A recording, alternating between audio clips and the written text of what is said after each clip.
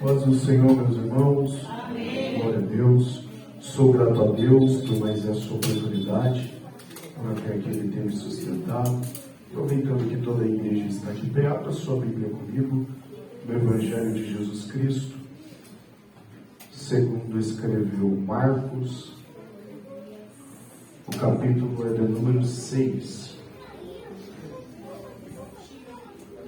Marcos, capítulo de número 6, versículo de número 44.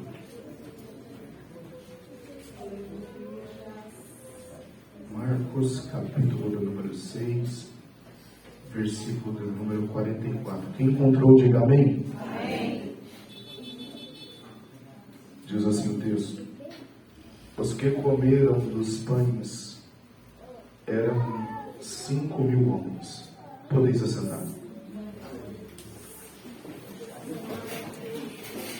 Quero agradecer aqui aos pastores desta igreja, pastor Gessé e a pastora Isabel, que Deus continue abençoando. Obrigado por essa oportunidade.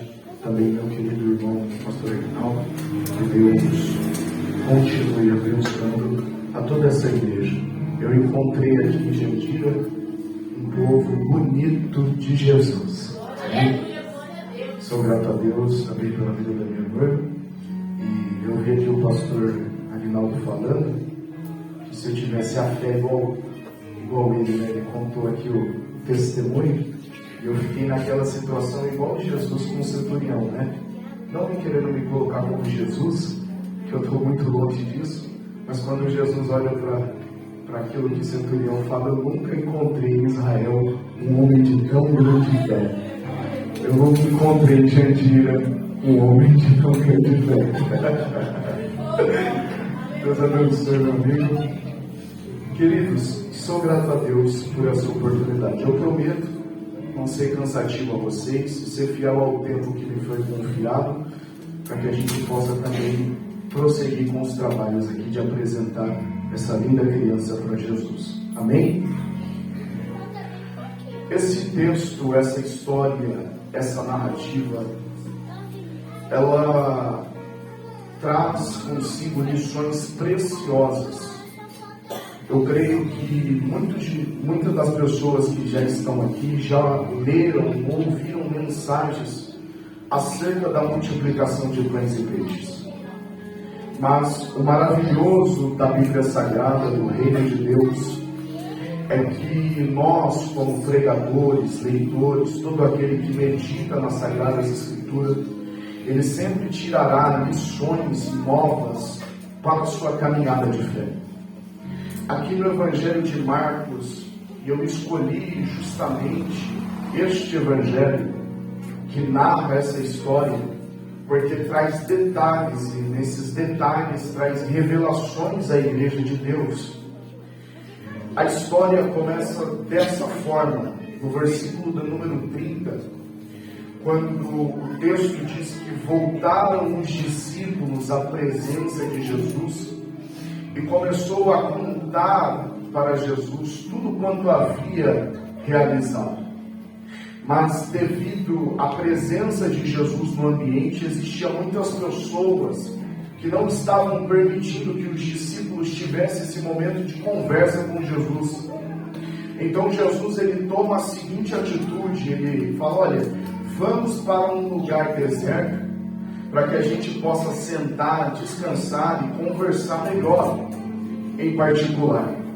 Eles fazem isso, entram dentro desse barco, passa para o outro lado. Só que a história bíblica diz que os homens, a multidão, começou a observar a direção do barco e já conseguiu perceber o lugar a qual Jesus ia. Então eles foram e conseguiram chegar primeiro que Jesus nesse lugar. Quando Jesus ele desce do barco, ele pisa na areia, o povo já está lá esperando ele. Só que isso chamou a minha atenção, é que a decisão de Jesus é ir para um lugar para descansar. para sentar com seus discípulos e ter esse momento de comunhão. Ora, eu creio que eu estou pregando para trabalhadores aqui. Da sexta-feira, você vê alguma coisa estranha no trabalho, que alguém fala que você tem que ir no sábado, pastores, tem gente que desliga até o telefone, porque final de semana é dia de descansar. Deus que revela está aqui, irmão. Por quê? Porque é um momento de você descansar, é um momento de você sentar com quem você ama, talvez passear com a sua família. E Jesus tirou esse tempo, já mostrando que o descanso é algo de Deus, e não tem nada de errado nisso. Jesus, ele toma essa atitude para descansar, só que quando ele chega nesse lugar que é deserto, já tem uma multidão querendo atendimento. Só que a atitude de Jesus já traz a primeira palavra para a gente aqui essa noite. Porque o texto revela que quando Jesus olhou para esse povo que já estava lá, quando colocou seus olhos nessas pessoas, enxergou eles como ovelhas sem pastor. Você sabe o que é uma ovelha sem pastor? Uma ovelha sem pastor é uma ovelha que ela não tem liderança, e quem não tem liderança não tem representatividade. Vai eu aqui chegar na Câmara Municipal de Jandira e falar: eu vim aqui para lutar por uma causa pelo Jardim Gabriela, né? Agora, se eu for com um grupo, com um abaixo-assinado, talvez na pessoa do pastor Gessé ou dos pastores aqui dessa cidade, eu serei recebido, porque eu tenho uma liderança, e liderança traz representatividade. Então eu vou ter algo para me respaldar. Só que estas pessoas aqui, quando Jesus olha para elas, sabe que elas são como ovelhas que não têm pastor, ou seja, elas não têm representatividade, elas não têm ninguém para brigar por elas, elas não têm ninguém para representá-las. Então, se Jesus vira as costas para essas pessoas e fala: olha, eu não vou atender ninguém não, eu já saí de lá já para que eu pudesse ter um tempo de descanso. Nenhum sacerdote, nenhum líder político, nenhuma pessoa, nenhuma liderança daquela época iria chegar ao Jesus: por que o Senhor não atendeu o povo? Por que o Senhor fez isso com o povo? Não, ninguém iria brigar por essas pessoas. Só que Jesus, mesmo em um tempo de descanso, mesmo em um tempo que ele não queria ser incomodado, quando ele olha para essas pessoas e sabem que não tem influência, não tem importância alguma, o texto diz que Jesus começa a ensiná-los. Oh glória!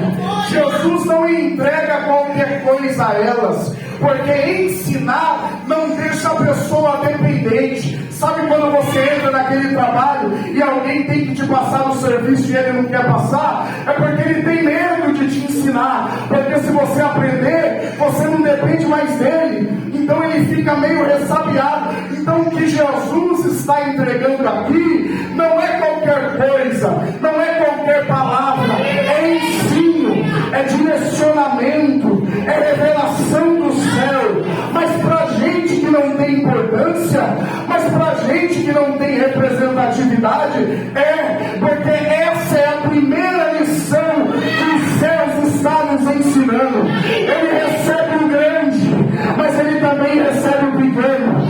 Ele recebe quem tem nome, mas ele recebe também quem não tem nome. Eu sei a mensagem que os céus me entregaram. Talvez você entrou aqui dizendo: a minha família não tem nome, eu não tenho um poder aquisitivo muito grande. Só que a mensagem de Deus para você é: eu entro na sua casa, eu entro na sua família. Porque ele trabalha com grande, ele usa pessoas grandes, ele fala com pessoas grandes, mas ele também levanta pessoas pequenas. Ele recebe o pequeno, ele levanta o pequeno, ele abre a porta. Gente, eu não sei se tem alguns pequenos de Deus aqui essa noite, mas Deus já está me direcionando a dizer para alguém: não importa o bairro que você nasceu, não importa a sua família, não importa o seu currículo, se eu decidir entrar, se eu decidir fazer, ninguém impedirá. Aleluia! Eu envia um grande peixe, mas também é o Deus que envia um pequeno verme para tratar dos homens.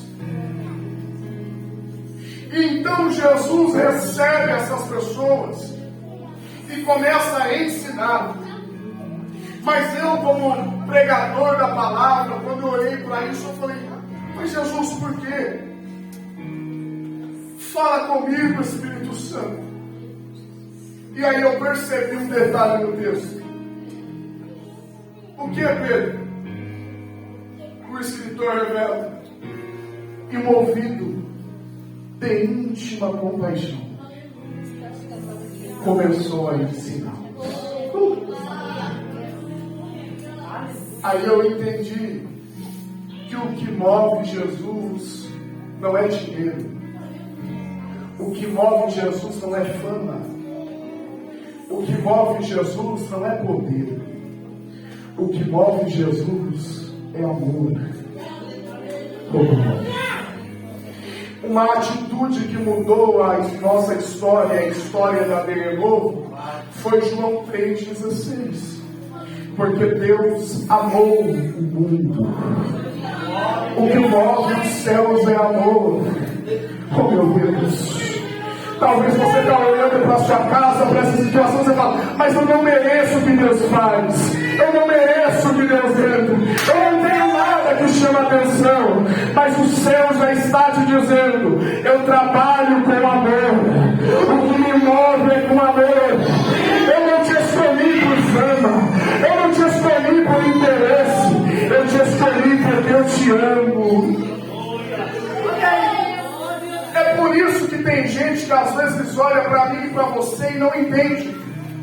É por isso que às vezes tem pessoas que olham a gente pegar a Bíblia nesse frio, se arrumar e vir aqui para a igreja que não entende. Fica olhando dizendo: o que ela vai caçar lá? O que ele vai ganhar lá? Por que ele está pregando? Por que ela está cantando? Por que ele está servindo? Por que ela está limpando a igreja? Vai ganhar o quê? Vai para que aqui na Renovo não tem crente movido a dinheiro, não tem crente movido a poder.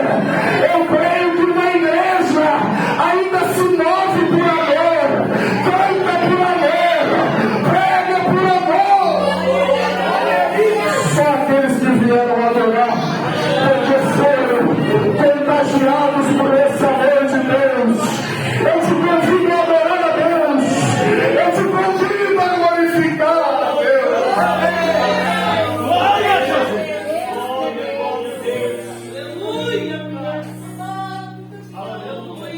Existe um homem que ele vai fazer um contrato.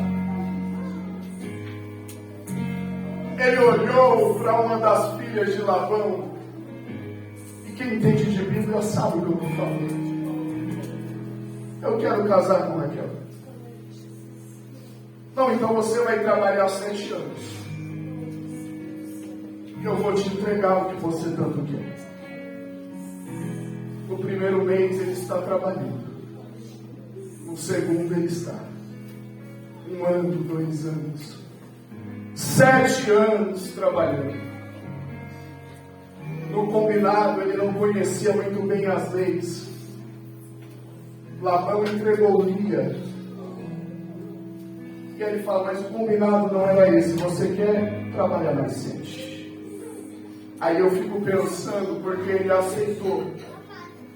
E aí ele vai voltar para o campo para trabalhar. E eu fico pensando, na Bíblia não tem, mas me permita pensar, que alguém olhou e disse: você vai trabalhar mais 7. Ele te enganou, te passou para trás. Só que tem um detalhe na história, que ele estava trabalhando por amor. Ele trabalhava diante de Labão, mas ele trabalhava por Raquel. A gente até faz diante do homem, mas a gente trabalha para Deus. E quem trabalha por amor, não importa os enganos, não importa as pedradas. Eu quero ver, Estevão, se você é fiel. mas ele está recebendo as pedradas, mas ele abre a boca e diz: eu vejo os céus abertos. Você sabe por que tem glória a Deus e aleluia nesse momento? É porque ainda tem crente que trabalha por amor, que prega por amor, que evangeliza por amor, que ora por amor, e que está aqui porque ama a obra de Deus.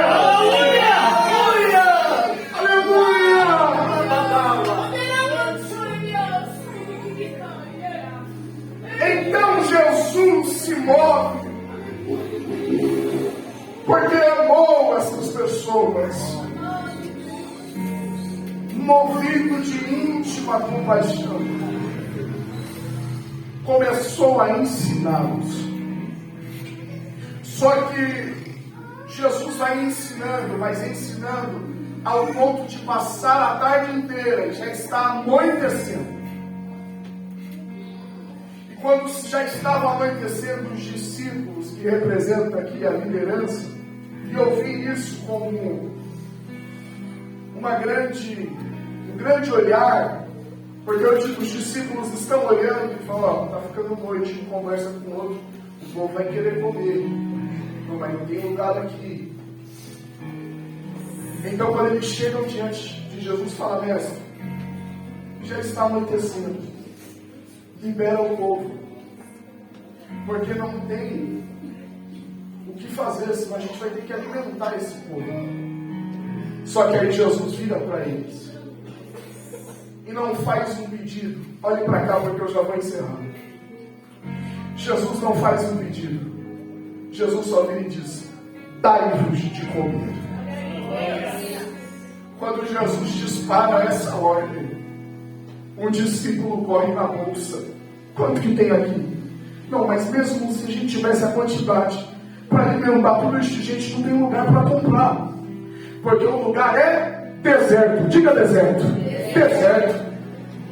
Então nem tem dinheiro para comprar essa quantidade, nem tem lugar se tivesse dinheiro.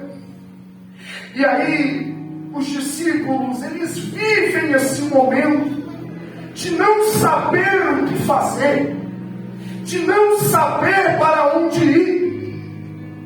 Mas João, no Evangelho de João, também conta essa história. Mas lá tem um detalhe fenomenal. Porque o texto diz assim: e Jesus fazia isso para experimentá-los. Porque Jesus já sabia o que fazer. A culpa não é de vocês, não é minha, eu vou aplicar. Os discípulos correm para um lado e para o outro: eu não sei o que eu faço, não tem dinheiro, não tem lugar. Só que Jesus está parado dizendo: eu já sei o que eu vou fazer. Você não sabe, mas eu sei. Você não tem, mas eu tenho. Não tem saída para você, mas para mim nunca perdeu o controle da situação. Você está desesperado só por um tempo, mas eu já tenho. Eu profetizando: levanta a mão, a mão direita aos céus, porque Deus está dizendo: eu já sei o que fazer. Só que eu convido quem trouxe glória a Deus, eu convido quem trouxe aleluia.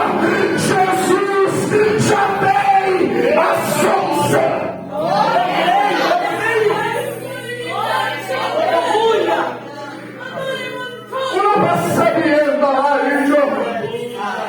Ele ainda tem uma solução, ele ainda tem uma saída. Saiu do seu controle, mas do controle de Deus não. Do controle de Deus não. Se você crê nisso, que as palmas louvem ao Senhor.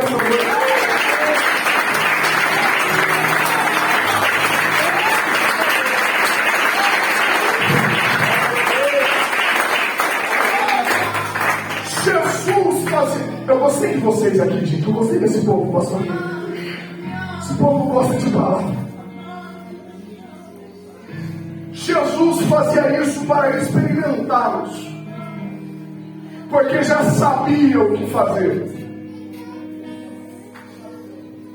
Mas você sabe qual é o problema que os discípulos têm? A primeira é o recurso, mas eles até tinham dinheirinho. Mas o segundo problema que eles apontam é que o lugar é deserto. O lugar é deserto. Só que essa é a segunda coisa que eles vão aprender na caminhada com Deus. É que para Deus não importa a geografia. Para Deus não importa a terra. Para Deus não importa a situação. Se Ele decidiu fazer, se Ele decidiu abençoar, você tem a capacidade de virar e falar assim: ó, escolhe o lugar. Se você quiser a direita, é sua. Se você quiser a esquerda, é sua também. Porque a bênção não está na cidade, a bênção está na sua cabeça. Eu vim dizer para alguém que o homem depende das coisas da terra. Só que aqueles que é filho de Deus, eles têm uma bênção de tamanho tal que não importa a cidade, aonde você pisar, eu lhe darei comer.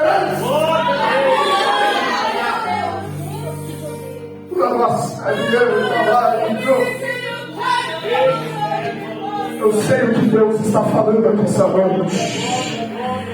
Eu sei o que os céus estão me impulsionando a profetizar. Que Ele ainda continua no controle.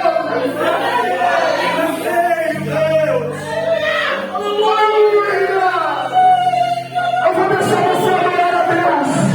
Porque enquanto você adora Ele, Ele está trabalhando por você.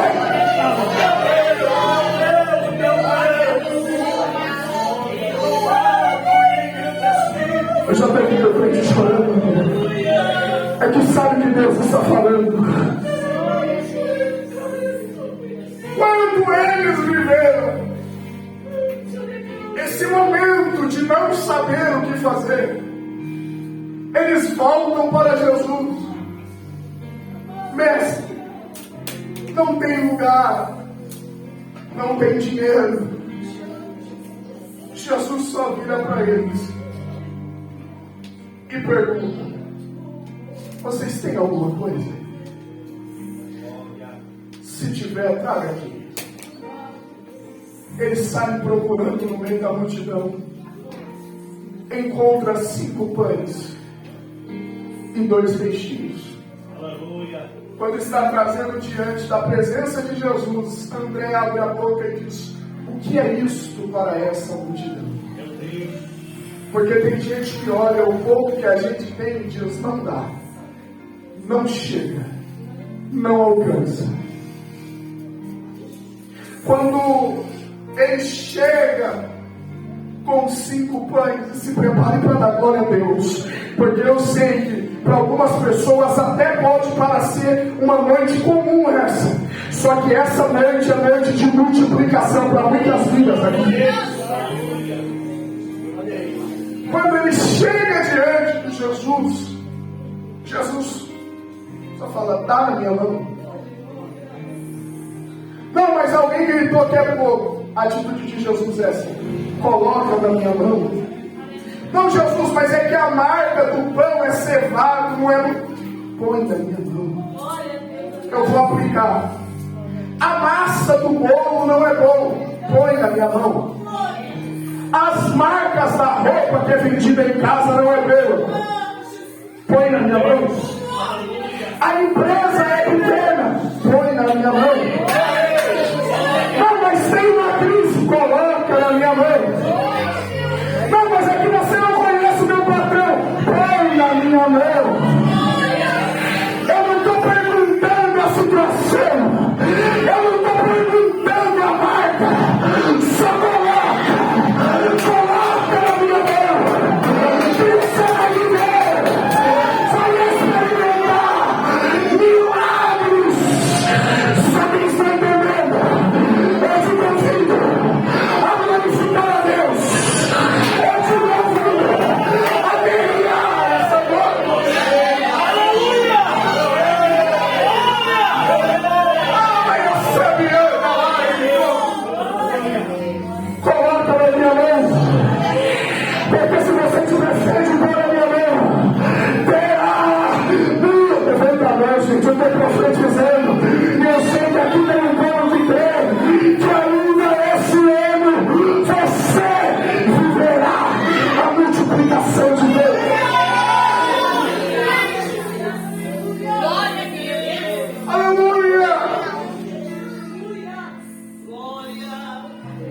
Por mais que pareça pouco para os homens, Jesus só está te perguntando: o que é que você tem? Porque se você tiver fé de colocar essa casa na minha mão, tá bom, Espírito Santo. Se você tiver fé de colocar a sua vida na minha mão, você verá. Isso aqui é para mim. Quem está na mensagem, segura um pouquinho, porque essa palavra me direciona. Se você tiver fé de colocar a sua vida na minha mão, você conhecerá o Deus de excelência. Assim diz o Senhor dos Exércitos. Por a nossa vida, Maria. Eu sinto Deus aqui essa noite. Me dá licença aqui um pouquinho, porque eu preciso dar lugar para mim. Porque essa noite Jesus tem laços de morte sendo cortado aqui diante dessa casa. Não anda lá, serpente, você perdeu. Porque a vitória é da igreja de Deus.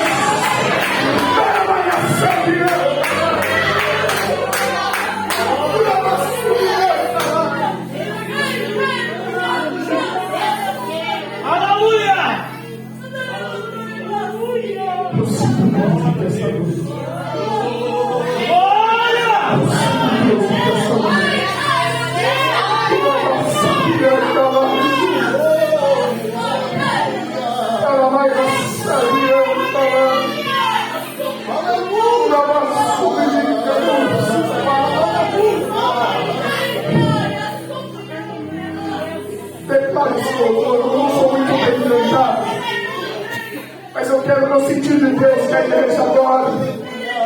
Eu adorarei ao Deus da minha vida,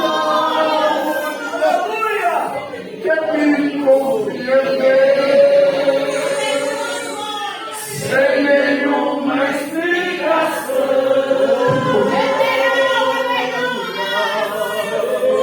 Eu navegarei no oceano Espírito e ao me adorarei, ao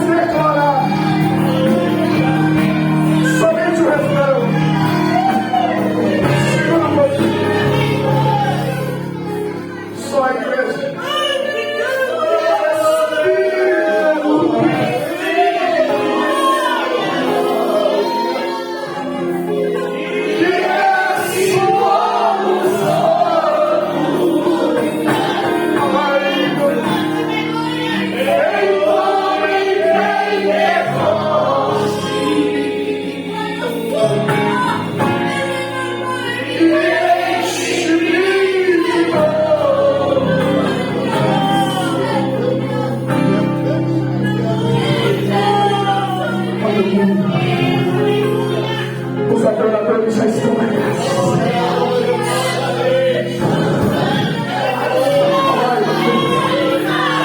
Esse jamais de Deus vai entregar aqui. Mas eu preciso deixar Deus trabalhar. A plataforma está providenciar. Deus tocará em alguns braços. Porque umas coisas sérias aí na terra sendo gravadas. Mas eu me quero na igreja. Na igreja. Na igreja.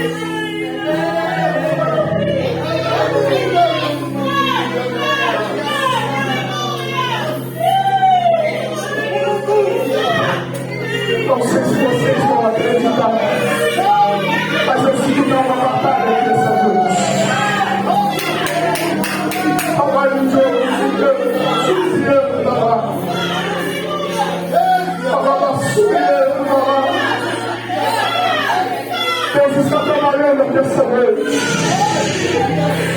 Você tem liberdade de adorar.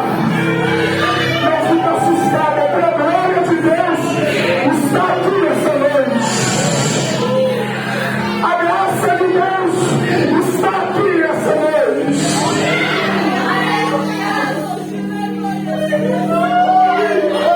Aleluia. Quero anunciar. Fala da sua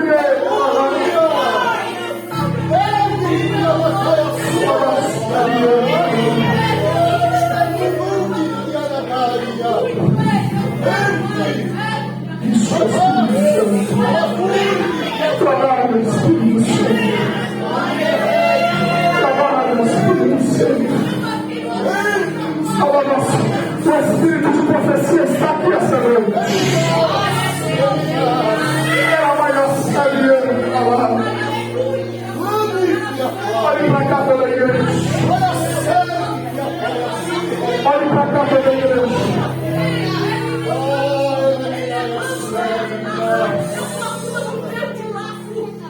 Esse rapaz aqui de camisa azul. Você tem fé. fé para fazer o que os céus acabou de dizer. Faz assim com as suas mãos. E você vai dizer: eu estou pronto para viver a multiplicação de Deus.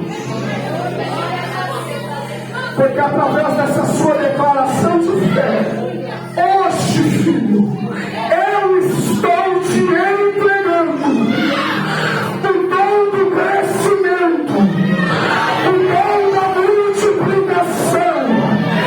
E essa igreja verá o que o Senhor, pode chamar. Porque se fosse eu, Marinaldo, eu estava chorando também. Porque esse ano, Deus te entregou a multiplicação. Eu não sei se você está perdendo a sua família, mas se tiver, pode abraçar e dizer: Deus certo, Deus certo, Deus certo. Quem acredita nisso? Se a igreja acredita, vira a mão para ele. Vira a mão para ele. Porque nessa noite, a saúde para casa, multiplicação, Senhor, em nome de Jesus. Se a igreja quer, pode adorar. Quer ficar.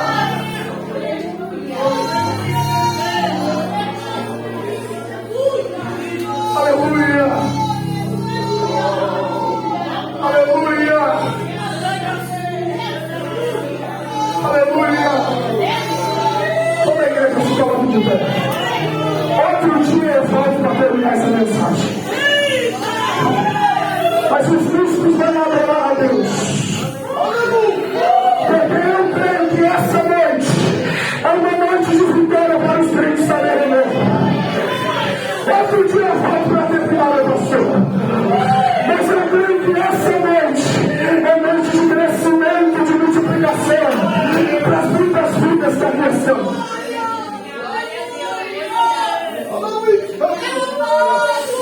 Vamos adorar a Deus. Pode puxar o louvor de vocês. Eu já vou entregar o microfone. Mas nós iremos adorar a Deus pela última vez essa noite. E eu quero que você saia daqui sabendo que Deus está entregando a essa casa a multiplicação.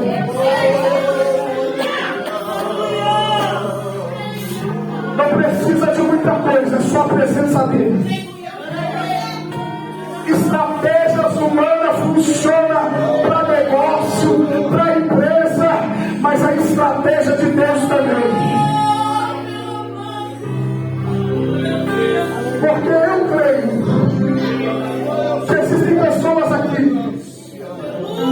que esse ano, como esse jovem, irão viver a multiplicação de Deus. Você sabe como finaliza o texto? E quase, aproximadamente, 5.000 homens foram mulheres e crianças. Eles não comeram, eles se fartaram. Porque uma coisa é comer, outra coisa é você se fartar. Terá e terá em abundância. É um culto profético, é para quem crê. Terá e terá em abundância. Porque a palavra de Deus, ela tem o seu efeito.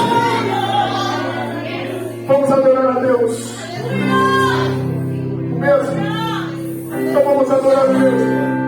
Eu adorarei. Isso. Você na minha vida. Isso é a última vez. Ele com ninguém vê.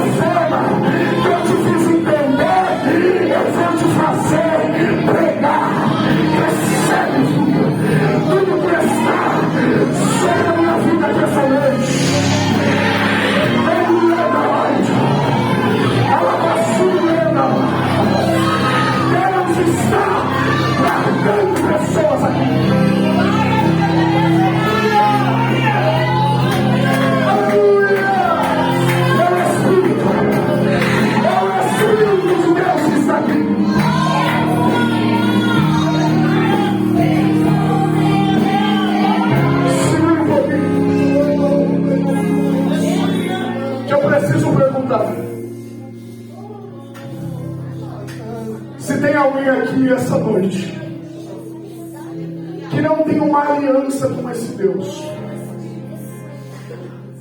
que não confessou Ele publicamente. Porque, meu irmão, crê, até o diabo crê que Deus existe, sabe quem é Jesus, mas hoje Deus dá a oportunidade de fazer uma aliança com Ele. Porque quem confessa a Ele diante dos homens, Ele confessará a eles diante do Pai. Por isso que eu faço esse convite e já encerro a minha oportunidade. Se tem alguém no nosso meio, e você sabe que Deus falou, que precisa fazer uma aliança com Deus, está aberta a oportunidade.